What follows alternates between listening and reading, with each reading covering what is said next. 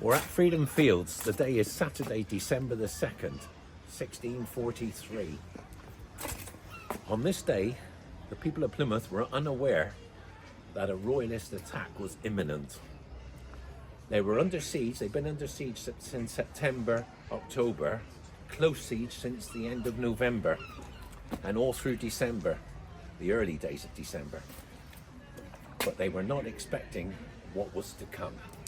They were just going about their everyday duties. The women were bringing food up to the soldiers because right behind us was a fort, Lipsome Fort, one of the strategic 5 bastions that defended Plymouth.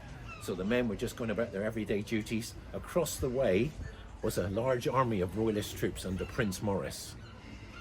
But the gap between them was secure. It was a valley, so there was no way across. They didn't know that 2 traitors, Moses Collins and Henry Pike, had gone to the enemy and were planning a surprise attack. In the early hours of Sunday, December the 3rd, the royalists crossed Lipsome Creek at the far end, near where it joins the Plym River. They came across in the shallows, guided by these 2 traitors, 400 musketeers there were. They overran the small earthwork, the Lara Point work, without trouble. But one man fired a warning. Well, you know, That alerted the town. Can we have and/or? Dark and confusing. Most of us are and/or and some both. In the meantime, Well, we go that way. took command of Lipsome Fort, just over on the right there. We were grumbling about it taking us longer to recover. He brought together nearly 1,000 troops from the town and from other forts, led them up to Lipsome Fort, formed a line going towards Plymouth, north to south, and waited for the royalists. In the meantime, a detachment of cavalry under Captain John Wansley tried to retake the Lara Point work, but he was greatly outnumbered and he was defeated after several attempts, and Wansley himself was killed. His men fled back to the fort to reinforce the garrison that was collecting under Colonel William Gould. Shoulder your muskets!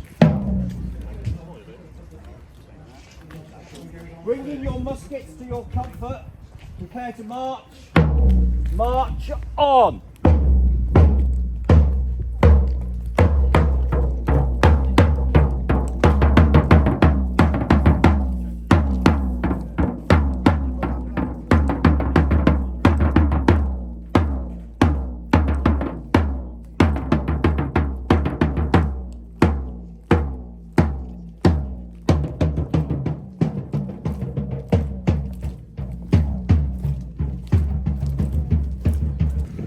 Colonel Gould arranging his men, he waited for the royalists to move up from that side, from the east.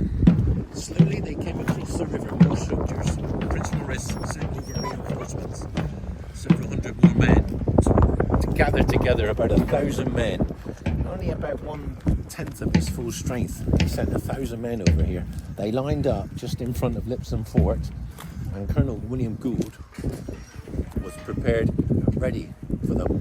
When they moved in, there was firing from musket and cannon. There was a huge cannon, a small cannon set up at the crossroads, and this was disrupting some of the royalist soldiers, and they were getting quite frustrated with events because nothing was happening. In the meantime, 60 Roundhead musketeers moved up from Plymouth to come up behind the royalist lines. When Colonel Gould thought they were ready, he launched his counter-attack.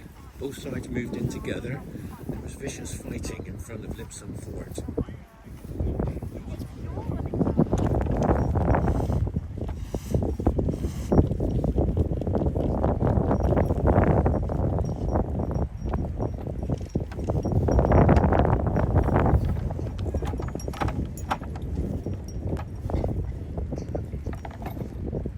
Close up.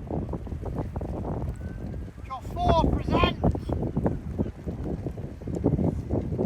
Give fire!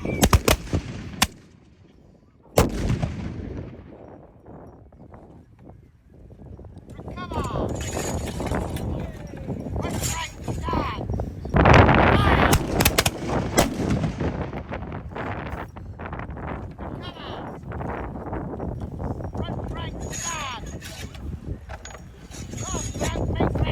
The fighting was vicious. Once the muskets had gone off, it came down to hand. People were using musket butts, knives, feet, teeth, anything they could get hold of to rip each other apart. And after about 10 or 15 minutes of hand-to-hand fighting, the effect of the musketeers that moved in behind the royalist lines and opened fire forced the royalists to begin to break. They tried to hold. Officers were shouting for the men to hold, but they broke. They thought they were badly outnumbered. The garrison moved forward. They were pressed back, some towards the Lara Point work, but mainly down towards the creek, down the steep slope towards Lipson Creek, which the tide had come in during the battle. The tide had come in. So many of the men saw this and were panicking, and they fled across the creek. When it was all over, there was nothing left but the dead and the dying. Men sat down, collapsed in exhaustion. Their mental health affected badly by what they'd done to each other. This is the same in all battles, and it's very difficult for people nowadays to understand what it was like to actually fight and kill someone in hand-to-hand combat.